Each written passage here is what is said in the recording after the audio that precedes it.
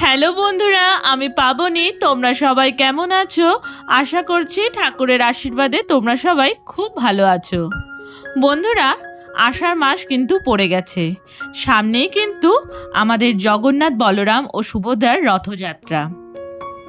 আর বন্ধুরা, আমরা সকলেই জানি যে রথযাত্রার আগে কিন্তু জগন্নাথ, বলরাম ও সুভদ্রার স্নানযাত্রা উৎসবটি পালন করা হয়। সাধারণত জ্যৈষ্ঠ মাসের পূর্ণিমা তিথিতে আয়োজিত হয় এই উৎসবটি। তবে তিথি অনুযায়ী এবছর স্নানযাত্রা উৎসবটি আষাঢ় মাসের পূর্ণিমা তিথিতে পড়েছে। এবছর মানে 2024 সালে জগন্নাথ, বলরাম ও সুভদ্রার স্নানযাত্রার দিনটি পড়েছে 22শে জুন, শনিবার। বন্ধুরা, আজকের পুজোর ফুলগুলি আমি এই ফুলের সাজিটিতে সুন্দর করে সাজিয়ে নেব। প্রায় আমাদের সকলের ঘরেই কিন্তু এই রকম একটি ফুলের সাজি থাকে। আর পুজোর সুবিধার্থে পুজোতে ব্যবহৃত সব ফুলগুলি কিন্তু আমরা এর মধ্যে যদি সাজিয়ে নিই তাহলে পুজো দিতে বেশ সুবিধা হয়, আর হাতের কাছে সমস্ত ফুলও পাওয়া যায়। হিন্দু দেবতা জগন্নাথ দেবের ভক্তদের কাছে এটি হলো একটি গুরুত্বপূর্ণ উৎসব।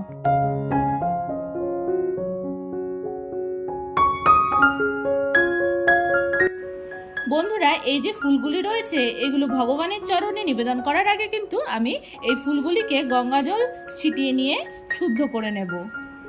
ফুলগুলি শুদ্ধ করার জন্য আমি গঙ্গা জল দিয়ে দিলাম, আর দিয়ে দেব চন্দনের গুঁড়ো। তোমরা চাইলে চন্দন বেটেও দিতে পারো। আমার কাছে গুঁড়ো চন্দন রয়েছে তাই আমি চন্দন গুঁড়ো দিচ্ছি। বন্ধুরা, ফুলগুলো তো আমি শুদ্ধ করেই নিলাম, তোমরা দেখতে পেলে। এবারে একটি পাত্রকে আমি সুন্দর করে ফুল দিয়ে সাজিয়ে দেব ও তারপর এর মধ্যেই আমি জগন্নাথ, বলরাম ও সুভদ্রার স্নানাভিষেকের জন্য পঞ্চামৃত ও স্নানের জলটি বানিয়ে নেব। পুজো শুরু করার আগে প্রথমেই আমি আচমন করে নেব। আচমন করে নেওয়ার জন্য আমি এখানে গঙ্গা জল নিয়ে নিয়েছি।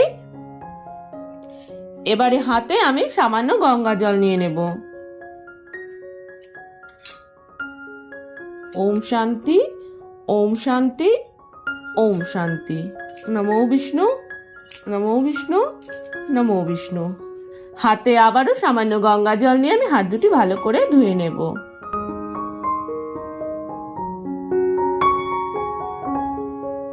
বন্ধুরা, ফুলটা তো আমার এখানে সাজানো হয়ে গেল।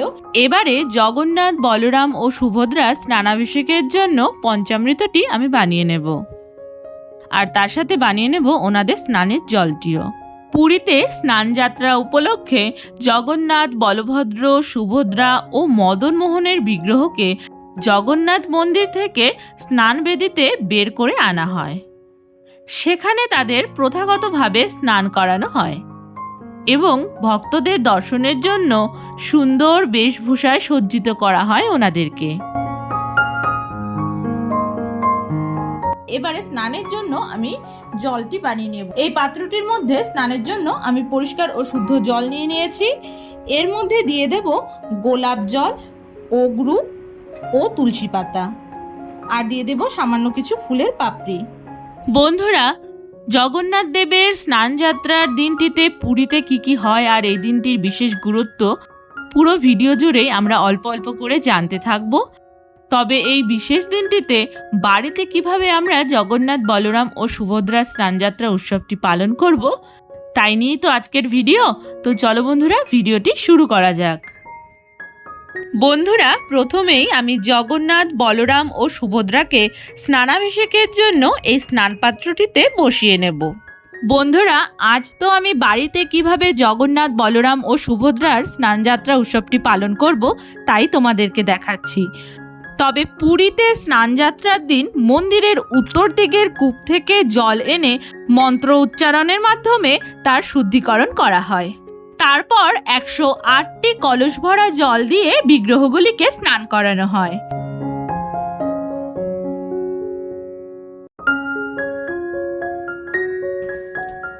জয় জগন্নাথজি, জয় জয় জগন্নাথজি, জয় জয় জগন্নাথজি। জয় সুভদ্রা মায়ের, জয় জয় সুভদ্রা মায়ের, জয় জয় সুভদ্রা মায়ের, জয় বলরামজি, জয় জয় বলরামজি, জয় জয় বলরামজি, জয় জয়। সেই দিন সন্ধ্যাবেলা স্নান পর্বের সমাপ্তির পর জগন্নাথ ও বলভদ্রকে গণেশ রূপেও কিন্তু সাজানো হয়, আর তার জন্য হস্তিমুখ বিশিষ্ট মস্তকাবরণী পরানো হয়। জগন্নাথ দেবের এই রূপটিকে বলা হয় গজবেশ। বন্ধুরা, জগন্নাথ, বলরাম ও সুভদ্রাকে পঞ্চামৃত দ্বারা আমি স্নানাভিষেক করিয়ে নিয়েছি। এবারে ওনাদের জন্য যে স্নানের জলটি আমি বানিয়ে রেখেছিলাম, সেই স্নানের জলটি দিয়ে ওনাদেরকে স্নানাভিষেক করিয়ে নেব। জয় জগন্নাথ, জয় জগন্নাথ, জয় জগন্নাথ, জয় জগন্নাথ, জয় জগন্নাথ। এই সময় তাকে রাজবৈদ্যের চিকিৎসাধীনে গোপনে একটি সংরক্ষিত কক্ষে রাখা হয়। জগন্নাথ দেবের এই অসুস্থতার পর্যায়টি অনশর নামে পরিচিত। এই সময় ভক্তরা দেবতার দর্শন পান না। তাদের দর্শনের জন্য বিগ্রহের পরিবর্তে মূল মন্দিরে 3টি পত্রচিত্র রাখা হয়। বন্ধুরা, জগন্নাথ, বলরাম ও সুভদ্রাকে শুদ্ধ জলের দ্বারাও আমার স্নানাভিষেক করানো হয়ে গেছে। এবারে আমি ওনাদেরকে ভালো করে একটি শুদ্ধ বস্ত্র দিয়ে মুছিয়ে নেব, আর ওনাদের স্নানের জলটি কোনো গাছের গোড়ায় দিয়ে দেব। কারণ বন্ধুরা, ভগবানকে অভিষেক করানো স্নানের জল তোমরা পঞ্চামৃত হিসেবে গ্রহণ করার পর যে কোনো গাছের গোড়ায় কিন্তু দিতে পারো, অন্যথা কোথাও কিন্তু এই স্নানের জলটি ফেলা যায় না। বন্ধুরা, একটু আগেই তোমাদের বললাম যে পুরীতে কিভাবে এই স্নান যাত্রার পর জগন্নাথ দেবদের সেবা করা হয়। স্নান যাত্রার পর থেকে যে টানা 15 দিন জগন্নাথ, বলরাম ও সুভদ্রা অসুস্থ থাকেন বা ওনাদের যে জ্বর আসে, তো সেই 15 দিন তোমরা চাইলে ওনাদেরকে একটি হালকা চাদর দিয়ে ঢেকে রাখতে পারো ও এই 15 দিন ওনাদের ফল, ফলের রস এইসব দিয়ে ভোগ নিবেদন করতে পারো।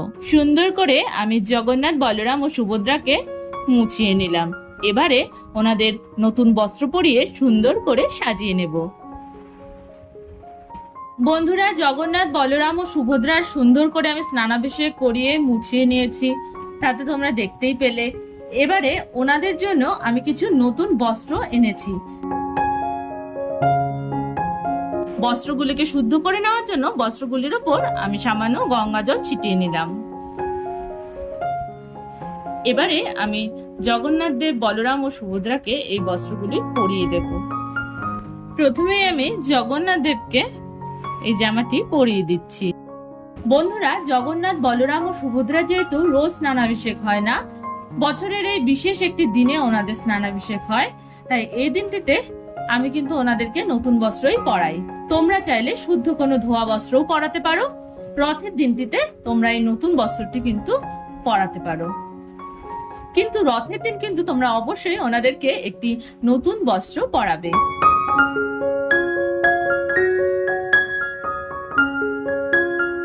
এবারে আমি জগন্নাথ, বলরাম ও সুভদ্রাকে সুন্দর করে একটি মালা পরিয়ে সাজিয়ে দেব।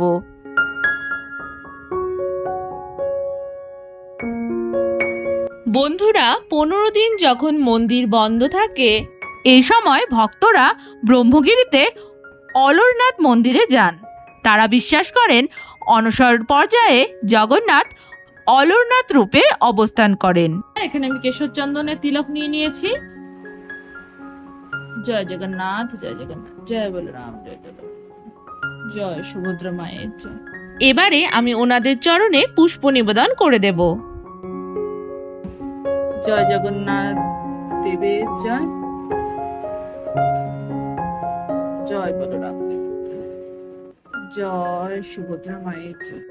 বন্ধুরা, কথিত আছে রাজবৈদ্যের আয়ুর্বেদিক পাচন খেয়ে এক পক্ষ কালের মধ্যে সুস্থ হয়ে ওঠেন জগন্নাথ, বলরাম ও সুভদ্রা।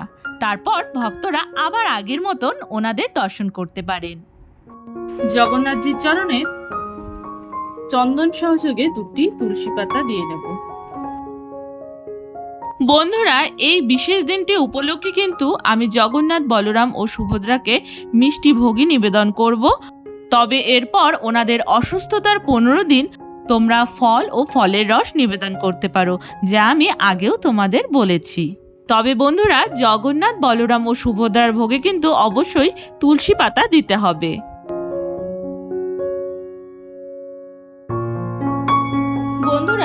এবারে আমি ধূপ ও দীপ জ্বালিয়ে নেব।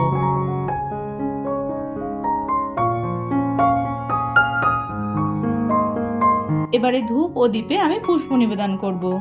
ওং ধূপায় নমঃ, ওং দীপায় নমঃ।